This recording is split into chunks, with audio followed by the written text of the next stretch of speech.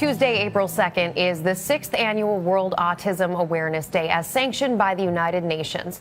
A new study by the Centers for Disease Control says up to 1 in 50 American children has some form of autism. That is up sharply from last year's estimate of 1 in 88. And joining us now to discuss that is Duncan Niederauer, who is the CEO of the New York Stock Exchange. His son Liam was diagnosed with autism at age 3, almost 13 years ago. And also joining us is his wife, Alison, a board member of the nation's largest autism science and advocacy organization, Autism Speaks. It's really nice having both of you with us. Good morning. Good morning. Nice to be here.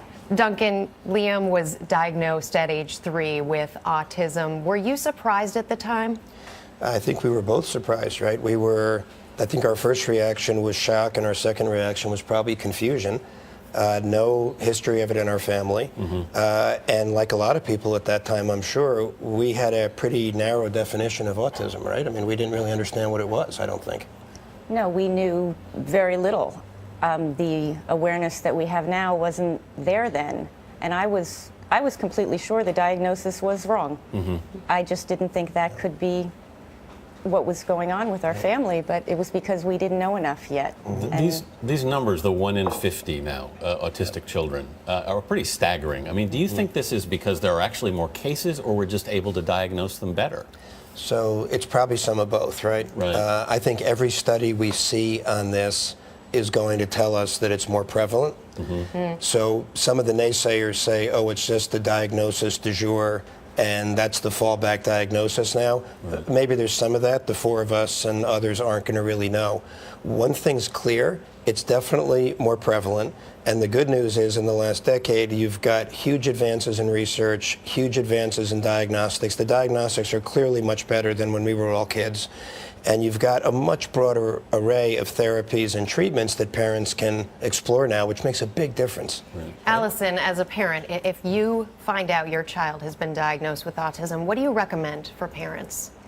I think the first thing you have to do is educate yourself.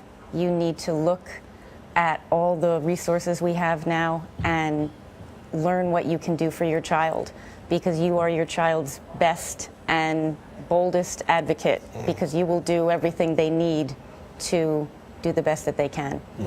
And we've learned, particularly in the job we really both share now, which is my job at the NYSE, as we've used it as a platform to talk more openly about this and bring more attention to it. You said that's part of the reason you took the job. It is. I mean, and one of the first things Alison said to me is that, you know, we could use this platform to really make a difference in the lives of people we may never meet, right?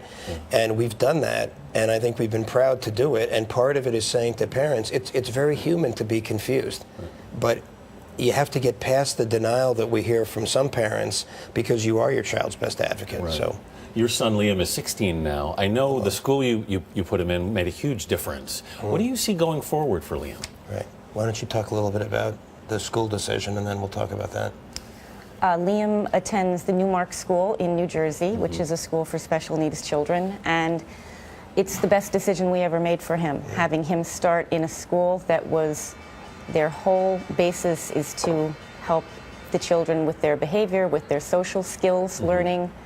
And he has come a really long way from when he was a 4th grader to now he's as tall as I am, which surprises me every time I look at him. But his goal in life is to be a stand-up comedian. So really? I love that.